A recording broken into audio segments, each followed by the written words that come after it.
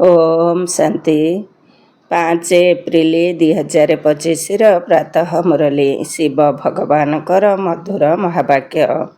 शिव बाबा कहते मिठे बच्चे तुम मानकु एबे नाम रूपर व्याधि मुक्त रहिबाकु हेब।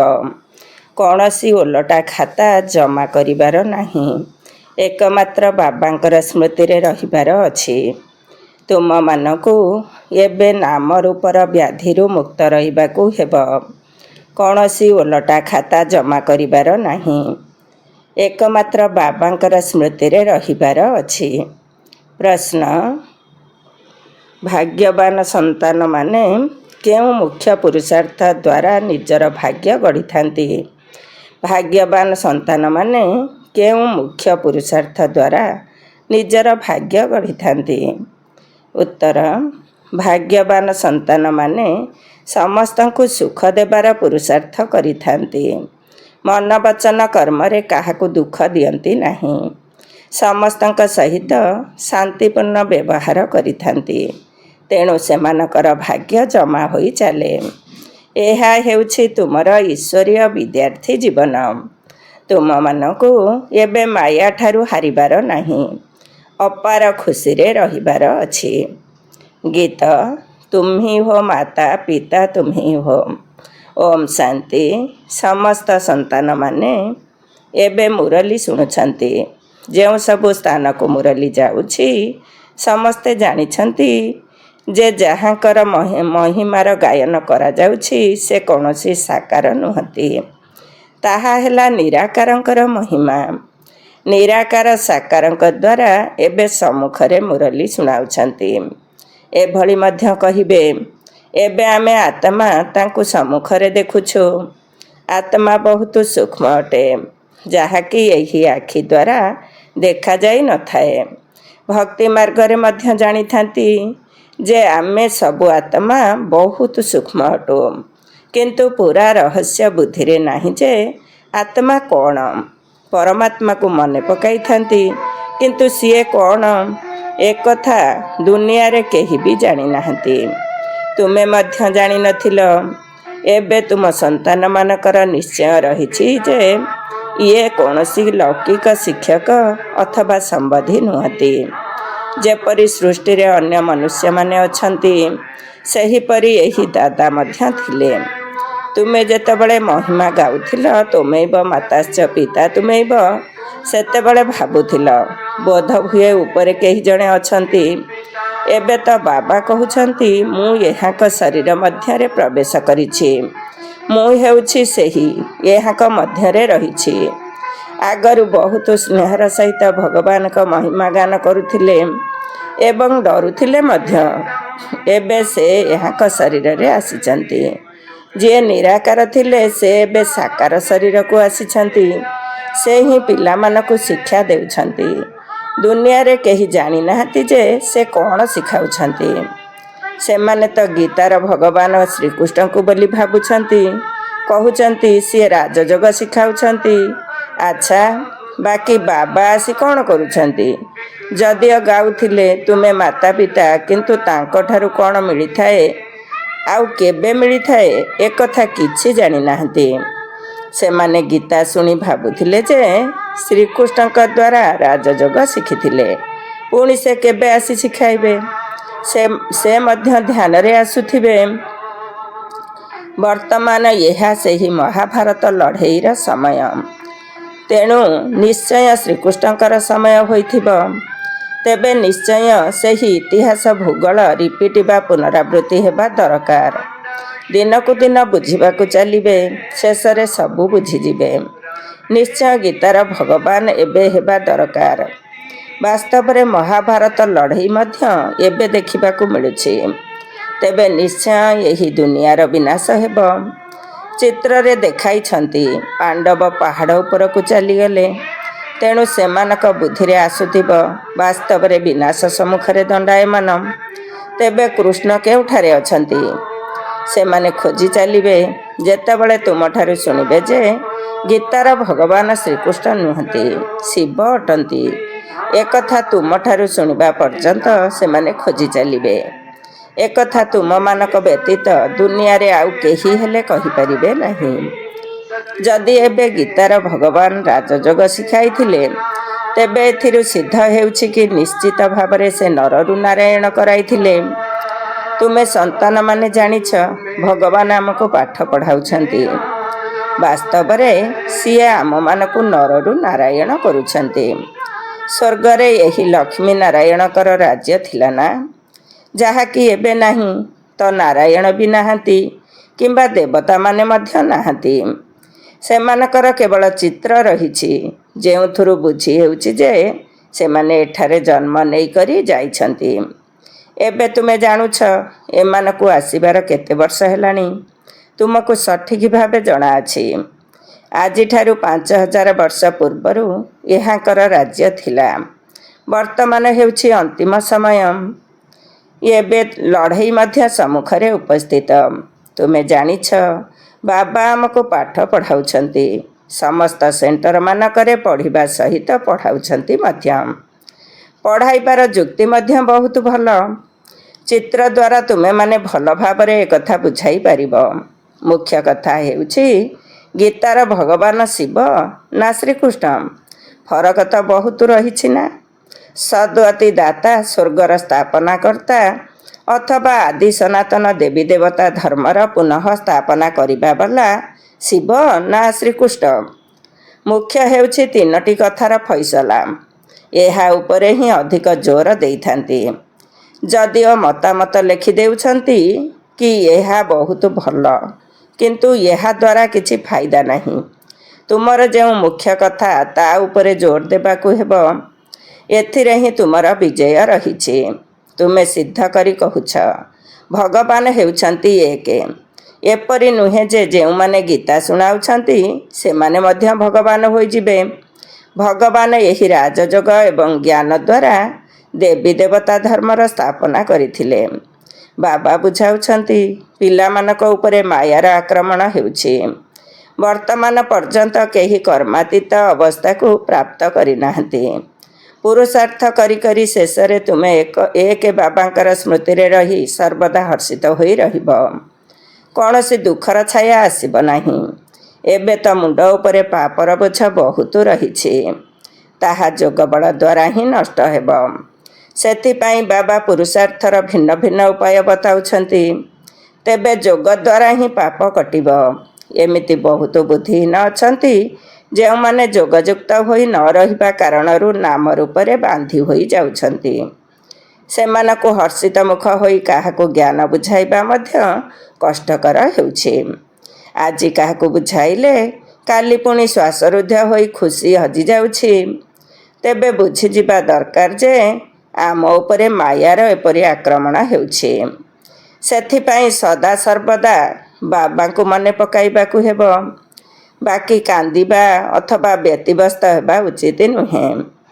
ବୁଝିଯିବା ଦରକାର ଯେ ମାୟା ଜୋତା ମାରୁଛି। ସେଥିପାଇଁ ପୁରୁଷାର୍ଥ କରି ବାବାଙ୍କୁ ମନେ ପକାଇବାକୁ ହେବ। ବାବାଙ୍କ ସ୍ମୃତି ଦ୍ୱାରା ବହୁତ ଖୁସି ଆସିବ। ମୁଖରୁ ତୁରନ୍ତ ଜ୍ଞାନଯୁକ୍ତ ବାଣୀ ବାହାରିବ। ପତିତ ପାବନ ବାବା କହୁଛନ୍ତି, ମୋତେ ମନେ ପକାଅ। କେହି ଜଣେ ହେଲେ ଏପରି ମନୁଷ୍ୟ ନାହାନ୍ତି ଯାହାଙ୍କ ପାଖରେ ରଚୟିତା ବାବାଙ୍କର ପରିଚୟ ଥିବ। ଯଦି ମନୁଷ୍ୟ ହୋଇ ବାବାଙ୍କୁ ନ ଜାଣିଲେ, ତେବେ ଜୀବଜନ୍ତୁ ଠାରୁ ମଧ୍ୟ ହୀନ ହୋଇଗଲେ। ଗୀତାରେ ଶ୍ରୀକୃଷ୍ଣଙ୍କ ନାମ ଲେଖି ଦେଇଛନ୍ତି, ତେଣୁ ସେମାନେ ବାବାଙ୍କୁ କିପରି ମନେ ପକାଇବେ?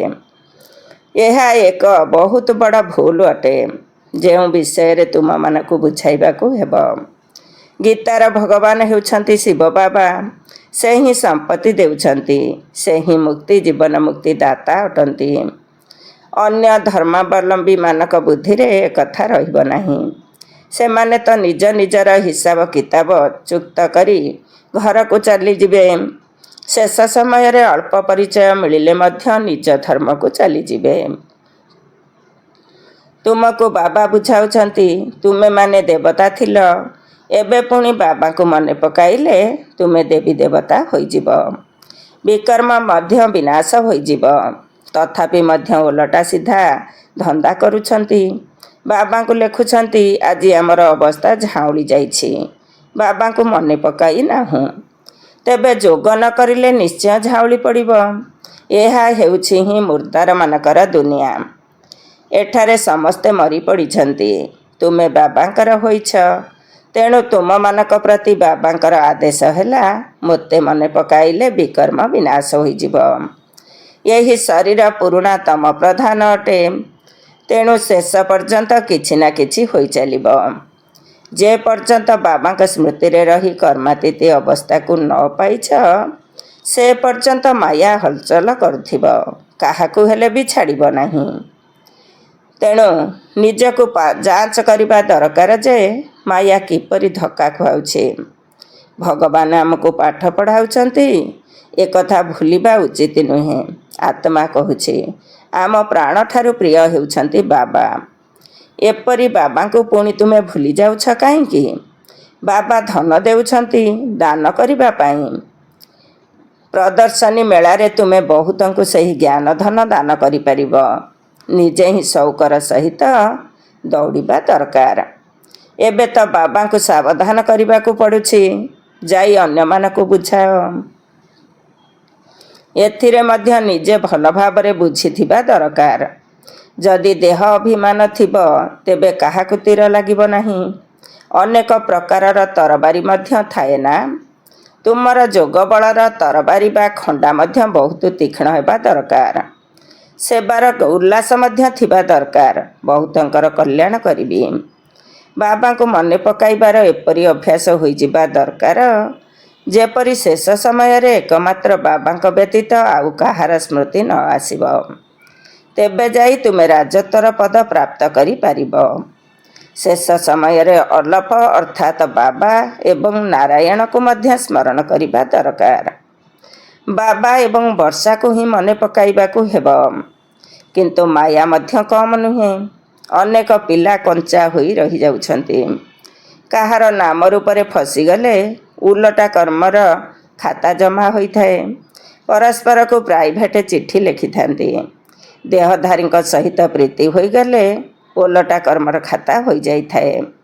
ବାବାଙ୍କ ପାଖକୁ ସମାଚାର ଆସୁଛି, ଓଲଟା ସିଧା କର୍ମ କରି ପୁଣି କହୁଛନ୍ତି, ବାବା ଏସବୁ ହୋଇଗଲା। ଆରେ ଖାତା ଓଲଟା ତ ହୋଇଗଲା ନା। ଏହି ଶରୀର ତ ହେଉଛି ବିକାରୀ, ତାକୁ ତୁମେ କାହିଁକି ମନେ ପକାଉଛ? ବାବା କହୁଛନ୍ତି, ମୋତେ ମନେ ପକାଅ, ତେବେ ତୁମେମାନେ ସଦାସର୍ବଦା ଖୁସିରେ ରହିବ। ଆଜି ଖୁସିରେ ଅଛନ୍ତି, କାଲି ପୁଣି ମୁର୍ଦ୍ଦାର ହୋଇଯାଉଛନ୍ତି। ଏହିପରି ଜନ୍ମ ଜନ୍ମାନ୍ତର ନାମ ରୂପର ବନ୍ଧନରେ ବାନ୍ଧି ହୋଇ ଆସୁଛନ୍ତି ନା। ସ୍ୱର୍ଗରେ ଏହି ନାମ ରୂପର ବେମାରୀ ରହିବ ନାହିଁ। ସେଠାରେ ତ ମୋହଜିତ କୁଟୁମ୍ବ ହେବ। ଜାଣିଥାନ୍ତି ଆମେ ଆତ୍ମା ଅଟୁ, ଶରୀର ନୁହେଁ। ତାହା ହେଉଛି ଆତ୍ମ ଅଭିମାନୀମାନଙ୍କର ଦୁନିଆ।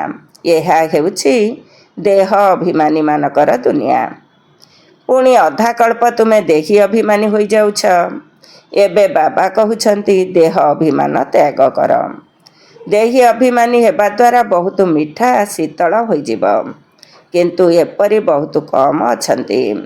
ବାବା ଏପରି ପୁରୁଷାର୍ଥ କରାଉଛନ୍ତି କି ଯେପରି ବାବାଙ୍କର ସ୍ମୃତି ଭୁଲି ନ ଯାଉ। ବାବା ଆଦେଶ କରୁଛନ୍ତି, ମୋତେ ମନେ ପକାଅ, ଚାଟ୍ ରଖ। କିନ୍ତୁ ମାୟା ଚାଟ୍ ମଧ୍ୟ ରଖିବାକୁ ଦେଉନାହିଁ। ତେବେ ଏପରି ମିଠା ବାବାଙ୍କୁ ତ କେତେ ମନେ ପକାଇବା ଦରକାର। ଇଏ ତ ହେଉଛନ୍ତି ପତିଙ୍କର ପତି, ବାପାଙ୍କର ବାପା ଅଟନ୍ତି ନା। ତେବେ ନିଜେ ବାବାଙ୍କୁ ମନେ ପକାଇ ପୁଣି ଅନ୍ୟମାନଙ୍କୁ ମଧ୍ୟ ନିଜ ସମାନ କରିବାର ପୁରୁଷାର୍ଥ କରିବାକୁ ହେବ। ଏଥିରେ ବହୁତ ଆଗ୍ରହ ରହିବା ଆବଶ୍ୟକ। ସେବାଧାରୀ ସନ୍ତାନମାନଙ୍କୁ ତ ବାବା ଚାକିରି ମଧ୍ୟ ଛଡ଼ାଇ ଦେଉଛନ୍ତି। ପରିସ୍ଥିତି ଦେଖି କହିଥାନ୍ତି, ଏବେ ଏହି ଧନ୍ଦାରେ ଲାଗିଯାଅ। ତୁମମାନଙ୍କର ଲକ୍ଷ୍ୟ ଉଦ୍ଦେଶ୍ୟ ତ ସମ୍ମୁଖରେ ରହିଛି। ଭକ୍ତି ମାର୍ଗରେ ମଧ୍ୟ ଚିତ୍ର ଆଗରେ ବସିଥାନ୍ତି ନା। ତୁମକୁ ତ କେବଳ ନିଜକୁ ଆତ୍ମା ଭାବି ପରମାତ୍ମା ବାବାକୁ ମନେ ପକାଇବାକୁ ହେବ। ବିଚିତ୍ର ହୋଇ ବିଚିତ୍ର ବାବାଙ୍କୁ ମନେ ପକାଇବାକୁ ହେବ। ଏହି କଥାରେ ହିଁ ମେହନତ ରହିଛି। ବିଶ୍ୱର ମାଲିକ ହେବା କୌଣସି ମାଉସୀ ଘର କଥା ନୁହେଁ। ବାବା କହୁଛନ୍ତି, ମୁଁ ବିଶ୍ୱର ମାଲିକ ହେଉନାହିଁ, ତୁମକୁ କରାଉଛି। କେତେ ମୁଣ୍ଡ ପିଟିବାକୁ ପଡ଼ୁଛି। ସୁପୁତ୍ରମାନଙ୍କର ତ ସ୍ୱତଃ ଚିନ୍ତା ଲାଗି ରହିଥାଏ। ଛୁଟି ନେଇ ମଧ୍ୟ ସେବାରେ ଲାଗିଯିବା ଉଚିତ। କେତେକ ସନ୍ତାନମାନଙ୍କର ବନ୍ଧନ ଏବଂ ମୋହ ମଧ୍ୟ ରହୁଛି। ବାବା କହୁଛନ୍ତି ତୁମର ସବୁ ରୋଗ ବାହାରକୁ ବାହାରିବ। ତୁମେ ବାବାଙ୍କୁ ମନେ ପକାଇ ଚାଲ।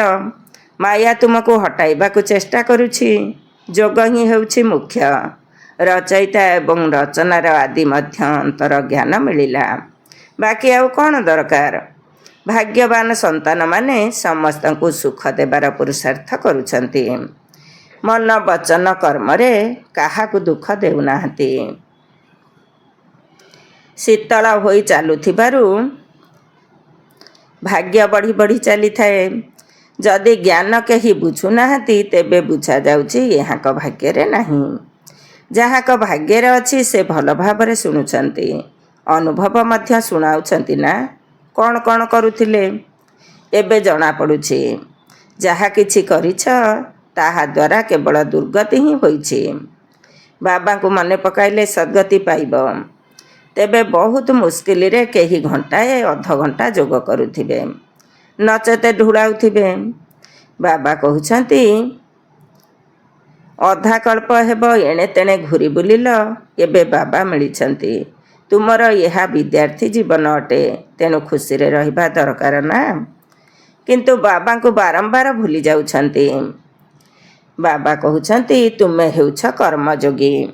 ଦୁନିଆର ଧନ୍ଦା ଆଦି ତ ନିଶ୍ଚିତ କରିବାକୁ ହେବ, ନିଦ ମଧ୍ୟ କମ୍ କରିବା ଭଲ। ଯୋଗ ବଳ ଦ୍ୱାରା ରୋଜଗାର ଜମା ହେବ ଏବଂ ଖୁସି ମଧ୍ୟ ରହିବ। ତେଣୁ ଯୋଗରେ ବସିବା ନିହାତି ଜରୁରୀ। ଦିନରେ ତ ଫୁର୍ସତ ମିଳୁନାହିଁ, ସେଥିପାଇଁ ରାତ୍ରିରେ ସମୟ ବାହାର କରିବା ଉଚିତ। ଯୋଗଯୁକ୍ତ ହୋଇ ରହିଲେ ବହୁତ ଖୁସି ମଧ୍ୟ ରହିବ। ଯଦି କାହାର ବନ୍ଧନ ଆଦି ଥିବ ତେବେ ସେ ମଧ୍ୟ କହିପାରିବ କି ମୋତେ ତ ବାବାଙ୍କ ଠାରୁ ବର୍ଷା ନେବାକୁ ହେବ, ଏଥିରେ ମୋତେ କେହି ଅଟକାଇ ପାରିବେ ନାହିଁ। କେବଳ ଗଭର୍ଣ୍ଣମେଣ୍ଟକୁ ଯାଇ ବୁଝାଅ ଯେ ବିନାଶ ସମ୍ମୁଖରେ ଉପସ୍ଥିତ। ବାବା କହୁଛନ୍ତି ମୋତେ ମନେ ପକାଇଲେ ବିକର୍ମ ବିନାଶ ହେବ ଏବଂ ଏହି ଅନ୍ତିମ ଜନ୍ମରେ ପବିତ୍ର ହେବାକୁ ପଡ଼ିବ। ସେଥିପାଇଁ ଆମେ ପବିତ୍ର ହେଉଛୁ। କିନ୍ତୁ ଏକଥା ସେହିମାନେ କହିବେ ଯାହାଙ୍କର ଜ୍ଞାନର ମସ୍ତିର ଥିବ। ଏପରି ନୁହେଁ ଯେ ଏଠାକୁ ଆସି ପୁଣି ଦେହଧାରୀମାନଙ୍କୁ ମନେ ପକାଉଥିବ। ଦେହ ଅଭିମାନରେ ଆସି ଲଢ଼େଇ ଝଗଡ଼ା କରିବା, ଏହା ଯେପରିକି କ୍ରୋଧର ଭୂତ ହୋଇଗଲା। ବାବାଙ୍କର ଦୃଷ୍ଟି କ୍ରୋଧୀମାନଙ୍କ ଉପରେ କେବେ ହେଲେ ପଡ଼େ ନାହିଁ। ବାବା ସେବାଧାରୀମାନଙ୍କୁ ସ୍ନେହ କରିଥାନ୍ତି, କିନ୍ତୁ ତୁମମାନଙ୍କଠାରେ ଦେହ ଅଭିମାନର ଚଳନି ଦେଖାଯାଉଛି। ବାବାଙ୍କୁ ମନେ ପକାଇଲେ ଗୁଲଗୁଲ ହେବ। ଏହା ହିଁ ହେଉଛି ମୂଳ କଥା। ପରସ୍ପରକୁ ଦେଖି ମଧ୍ୟ ବାବାଙ୍କୁ ମନେ ପକାଇବାକୁ ହେବ। ହାଡ଼ଭଙ୍ଗା ସେବା କରିବା ଉଚିତ। ବ୍ରାହ୍ମଣମାନେ ପରସ୍ପର ମଧ୍ୟରେ କ୍ଷୀରଖଣ୍ଡ ହୋଇ ରହିବା ଉଚିତ। ଲୁଣ ପାଣି ହେବା ଅନୁଚିତ। କିନ୍ତୁ ବୁଦ୍ଧି ନଥିବା କାରଣରୁ ପରସ୍ପରକୁ ଘୃଣା, ବାବାଙ୍କୁ ମଧ୍ୟ ଘୃଣା କରୁଛନ୍ତି। ଏଭଳି ପିଲା କେଉଁ ପଦ ପାଇବେ? ତୁମକୁ ସାକ୍ଷାତକାର ହେବ, ପୁଣି ସେ ସମୟରେ ସ୍ମୃତି ଆସିବ ଆମେ ଏହି ଭୁଲ କରିଛୁ। ବାବା ପୁଣି ବି କହିଦେଉଛନ୍ତି ଭାଗ୍ୟରେ ନଥିଲେ କ'ଣ କରିପାରିବ? ଆଚ୍ଛା, ମିଠା ମିଠା ଶିଖିଲତେ ସନ୍ତାନମାନଙ୍କ ପ୍ରତି ମାତା ପିତା ବାପଦାଦାଙ୍କର ମଧୁର ସ୍ନେହ ସମ୍ପନ୍ନ ଶୁଭେଚ୍ଛା ଏବଂ ସୁପ୍ରଭାତ। ଆତ୍ମିକ ପିତାଙ୍କର ଆତ୍ମିକ ସନ୍ତାନମାନଙ୍କୁ ନମସ୍ତେ। ଆମ ଆତ୍ମିକ ସନ୍ତାନମାନଙ୍କର ଆତ୍ମିକ ମାତା ପିତା ବାପଦାଦାଙ୍କୁ ନମସ୍ତେ ନମସ୍ତେ ଏବଂ ସୁପ୍ରଭାତ। ଧାରଣା ପାଇଁ ମୁଖ୍ୟ ସାର। 1 ନମ୍ବର, ନିର୍ବନ୍ଧନ ଜୀବନଯାପନ କରିବା ପାଇଁ ଜ୍ଞାନର ନିଶା ଚଢ଼ି ରହିବା ଉଚିତ। ଦେହ ଅଭିମାନୀ ଚାଲିଚଳନ ନ ରହୁ। ଦେହ ଅଭିମାନୀ ଚାଲିଚଳନ ନ ରହୁ। ପରସ୍ପର ଭିତରେ ସମ୍ବନ୍ଧରେ ତିକ୍ତତା ବା ଲୁଣ ପାଣି ରଖିବାର ସଂସ୍କାର ରହିବା ଉଚିତ ନୁହେଁ। ଯଦି ଦେହଧାରୀଙ୍କ ସହିତ ସ୍ନେହ ରହିବ ତେବେ ବନ୍ଧନମୁକ୍ତ ହୋଇପାରିବ ନାହିଁ। 2 ନମ୍ବର, କର୍ମଯୋଗୀ ହୋଇ ରହିବାକୁ ହେବ। ଯୋଗରେ ନିଶ୍ଚିତ ଭାବରେ ବସିବାକୁ ହେବ। ଆତ୍ମ ଅଭିମାନୀ ହୋଇ ବହୁତ ମିଠା ଏବଂ ଶୀତଳ ହେବାର ପୁରୁଷାର୍ଥ କରିବାକୁ ପଡ଼ିବ। ସେବାରେ ହାଡ଼ଭଙ୍ଗା ପରିଶ୍ରମ କରିବାକୁ ହେବ। ବରଦାନ, ଶ୍ରୀମତ ସହିତ ମନମତ ଏବଂ ଜନମତ ଅର୍ଥାତ୍ ପରମତର ମିଶ୍ରଣକୁ ସମାପ୍ତ କରୁଥିବା ସଚ୍ଚା ସ୍ୱକଲ୍ୟାଣୀ ହୁଅ। ଶ୍ରୀମତ ସହିତ ମନମତ ଏବଂ ଜନମତ ଅର୍ଥାତ୍ ପରମତର ମିଶ୍ରଣକୁ ସମାପ୍ତ କରୁଥିବା ସଚ୍ଚା ସ୍ୱକଲ୍ୟାଣୀ ହୁଅ। ଡିଟେଲ୍ସ: ବାବା ସନ୍ତାନମାନଙ୍କୁ ସମସ୍ତ ଖଜଣା ସ୍ୱକଲ୍ୟାଣ ଏବଂ ବିଶ୍ୱ କଲ୍ୟାଣ କରିବା ପାଇଁ ଦେଇଛନ୍ତି, କିନ୍ତୁ ସେଗୁଡ଼ିକୁ ବ୍ୟର୍ଥରେ ଖର୍ଚ୍ଚ କରିବା, ଅକଲ୍ୟାଣ କାର୍ଯ୍ୟରେ ଲଗେଇବା, ଶ୍ରୀମତରେ ମନମତ ଏବଂ ଜନମତର ମିଶ୍ରଣ କରିବା, ଏହା ହେଉଛି ଅମାନତକୁ ଆତ୍ମସାତ କରିବା। ଏବେ ଏହିଭଳି ଅବୈଧ ଆତ୍ମସାତକୁ ଏବଂ ମିଶ୍ରଣକୁ ସମାପ୍ତ କରି ଆତ୍ମ ଅଭିମାନୀ ସ୍ଥିତି ତଥା ଦୟା ଭାବକୁ ଧାରଣ କର। ନିଜ ଉପରେ ଏବଂ ସମସ୍ତଙ୍କ ଉପରେ ଦୟା ରଖି ସ୍ୱକଲ୍ୟାଣୀ ହୁଅ। ସ୍ୱକୁ ଦେଖ, ବାବାଙ୍କୁ ଦେଖ, ଅନ୍ୟମାନଙ୍କୁ ଦେଖ ନାହିଁ। ସ୍ଲୋଗାନ: ସଦା ହର୍ଷିତ ସେହିମାନେ ରହିପାରିବେ ଯେଉଁମାନେ କେଉଁଠାରେ ବି ଆକର୍ଷିତ ନ ହେବେ। ସଦା ହର୍ଷିତ ସେହିମାନେ ରହିପାରିବେ ଯେଉଁମାନେ କେଉଁଠାରେ ବି ଆକର୍ଷିତ ନ ହେବେ। ଓମ୍।